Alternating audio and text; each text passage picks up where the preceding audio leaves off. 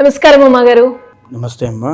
ఈసారి హనుమాన్ జయంతి ఎప్పుడు వస్తుంది? ఆ రోజు మనం ఆచరించాల్సిన పూజా విధానం అండ్ అలాగే ఆ రోజు యొక్క ప్రత్యేకత ఏంటి గురుగారు? ఈ యొక్క చైత్ర పౌర్ణమి ఏప్రిల్ 12వ తారీఖు పౌర్ణమి శనివారము హనుమాన్ జయంతి అయిందమ్మా.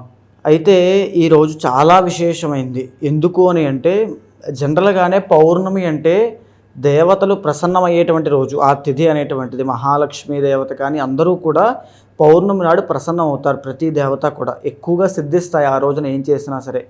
అదేవిధంగా శనివారము కలిసి రావడము, హనుమాన్ జయంతి రావడం అనేటువంటిది కొన్ని పర్టికులర్ ప్రాబ్లమ్స్కి అంటే కొన్ని పర్టికులర్ సమస్యలకి నివారణ అవ్వడానికి చాలా బాగా పనిచేస్తుంది.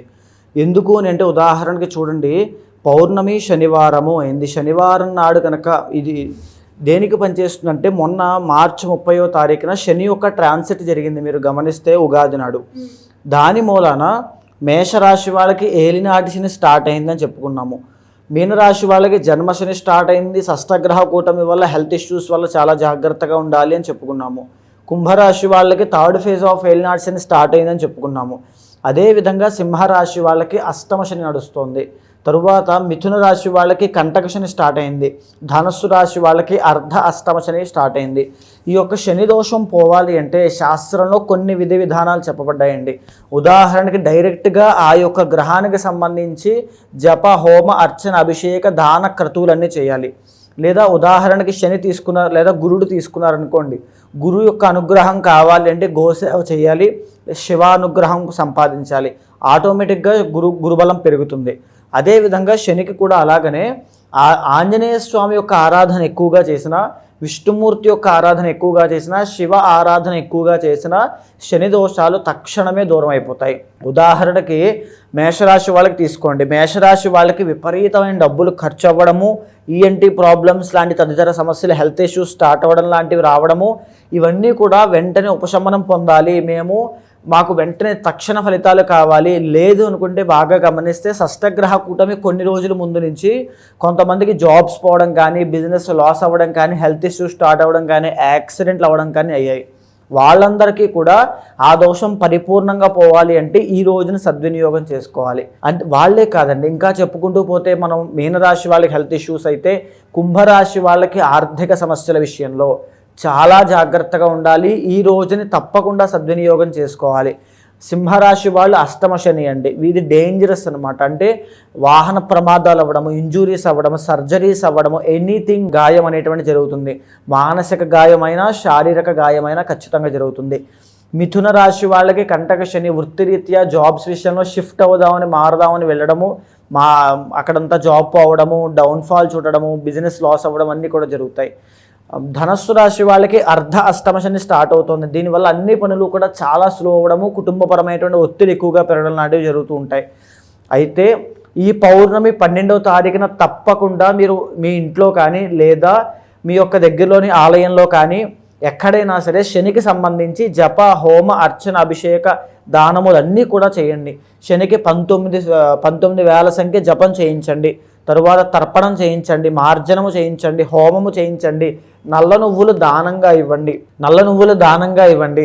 ఇవన్నీ ఇచ్చిన తర్వాత దగ్గరలో శనేశ్వర ఆలయం ఉంటే దర్శనం చేసుకోండి, లేదా శివాలయంలో ఉండేటువంటి నవగ్రహాల చుట్టూ 19 సార్లు ప్రదక్షిణాలు చేయండి. శివానుగ్రహం కోసం పంచామృతాలతో శివుడికి అభిషేకం తప్పకుండా చేయించండి. ఇలా ఎవ్వరు చేసినా ఇప్పుడు నేను చెప్పినటువంటి రాశుల వాళ్ళు ఎవరైతే బాధపడుతూ ఉన్నారో ఈ రోజునే మొత్తం కంప్లీట్ అయిపోవాలి.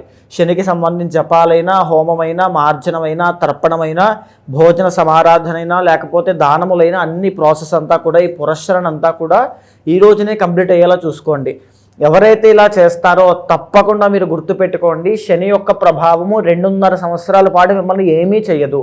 లేదా అలా చేసుకోలేని వాళ్ళు ఇంట్లోనే ఆ రోజంతా ఉపవాసం ఉండి పళ్ళు పలహారములు తీసుకుంటూ హనుమాన్ చాలీసా 108 సార్లు పారాయణ చేయండి. ఎవరైతే హనుమాన్ చాలీసా 108 సార్లు పారాయణ చేస్తారో ఉద్యోగం లేని వాళ్ళకి ఉద్యోగం వస్తుంది తప్పకుండా.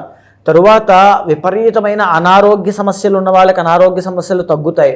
శని ప్రభావం చేత మానసిక రుగ్మతలతో ఫ్యామిలీ లైఫ్లో ఎన్నో డిస్టర్బెన్సెస్ ఉండి కుటుంబ కలహాలతో ఇబ్బంది పడే వాళ్ళందరికీ కూడా అవన్నీ దూరం అయిపోతాయి. హనుమాన్ చాలీసా తరువాత ఇంకొకటి అత్యంత ముఖ్యమైనటువంటిది, ఆ రోజున సూర్యోదయం వేళ సూర్యుడికి అభిముఖంగా కూర్చుని ఆదిత్య హృదయాన్ని పారాయణ చేయడం అండి. ఆ రోజున ఆదిత్య హృదయం పారాయణ చేయడం ఏదర్ ఉమెన్ చేసినా మెన్ చేసినా ఎవరు చేసినా తిరుగులేనటువంటి సంపూర్ణ ఆరోగ్యము, తేజస్సు, జయము కలుగుతాయి. జయము అంటే సక్సెస్ అండి. అంటే మనం ఏదైనా ఒక రిస్క్ తీసుకుంటున్నామంటే ఆ రోజున ఆదిత్య హృదయం 3 సార్లు పారాయణం చేయడం వల్ల సక్సెస్ అనేది చూస్తారు. ఖచ్చితంగా తిరుగులేనటువంటి ఒక యూనివర్స్ బ్లెస్సింగ్స్ అనేవి ఖచ్చితంగా దొరుకుతాయని చెప్పొచ్చు. అయితే ఎవరైతే జాబ్ కోసం ట్రై చేస్తున్నారో వాళ్ళ కోసము ఒక మంత్రం చెప్పబడింది. ఈ మంత్రాన్ని కనుక సూర్యోదయం అయిన తర్వాత 108 సార్లు ఉదయము, 108 సార్లు సాయంత్రము పారాయణ చేస్తే, జపం చేస్తే ఖచ్చితంగా రాబోయేటువంటి మే 15వ తారీఖు తర్వాత వాళ్ళకి జాబ్ అనేది ఖచ్చితంగా వస్తుంది. హనుమాన్ సర్వధర్మజ్ఞ సర్వపీడా వినాశినే ఉద్యోగ ప్రాప్తి సిద్ధ్యర్థం శివరూపా నమోస్తుతే. ఇది ఉద్యోగం కోసం కేవలము. ఇప్పుడు నాకు తెలిసి కొన్ని లక్షల మంది విదేశాల్లో ఉద్యోగం లేక అక్కడికి వెళ్ళి చిన్న చిన్న ఉద్యోగాలు చేసుకుంటున్న వాళ్ళు చాలామంది ఉన్నారండి. వాళ్ళందరూ కూడా ఈ మంత్రాన్ని మానకుండా ఆ రోజు వీలైతే సహస్రము అంటే 1000 సార్లు జపం చేయాలి. లేదా ఉదయం 108, సాయంత్రం 108 చేస్తే ఖచ్చితంగా మీకు జాబ్ అనేది వస్తుంది. ఇది 100% రాసి పెట్టుకోండి. తరువాత ఏమిటి అంటే ఎవరైతే తీవ్రమైనటువంటి అనారోగ్య సమస్యలతో ఇబ్బంది పడుతున్నారో, ఎవరికైతే క్రానిక్ డిజార్డర్స్ వచ్చాయో, భయకంపితులైపోతున్నారో, నాకేమైపోతుందో ఏంటో అనేటువంటిది ఆ రోజున ఇప్పుడు నేను చెప్పబోయేటువంటి మంత్రాన్ని మానకుండా జపం చేయండి. 108 సార్లు ఉదయము, 108 సార్లు సాయంత్రము. ఓం శ్రీ వజ్రదేహాయ రామభక్తాయ వాయుపుత్రాయ నమోస్తుతే.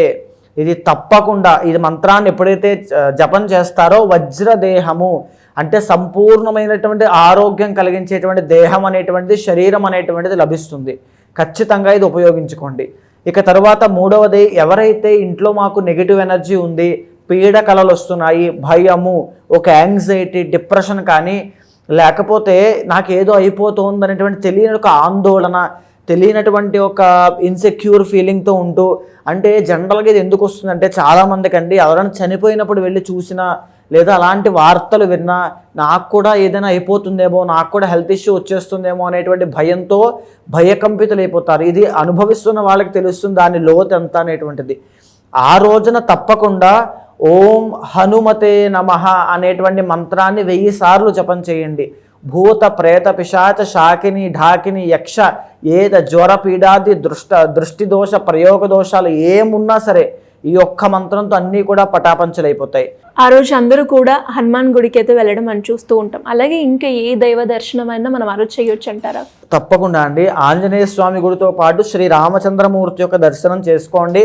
శని దోషం ఉన్నటువంటి వాళ్ళు, జాతకంలో దశ అంతర్దశలు ఉన్నటువంటి వాళ్ళు, లేదా శని దోషం వల్ల పీడింపబడుతున్నటువంటి వాళ్ళు, శని దోషం ఉందా లేదా తెలుసుకోవాలి అంటే ఎలాగా అనుకుంటే దుఃఖము, శని దుఃఖకారకుడు అండి. అంటే ఏదో విధంగా బాధ అనేటువంటిది వస్తుంది అంటే శని దోషం ఉండడం వల్లే వస్తుంది. ఏదో విధంగా ఏదో ఒక కర్మ అనుభవిస్తున్నామంటే కర్మకారకుడైన శని దోషం ఉండడం వల్లే వస్తుంది. అలాంటి వాళ్ళు ప్రతి ఒక్కరూ కూడా శివాలయంలో నవగ్రహాలు అని చెప్పబడతాయి.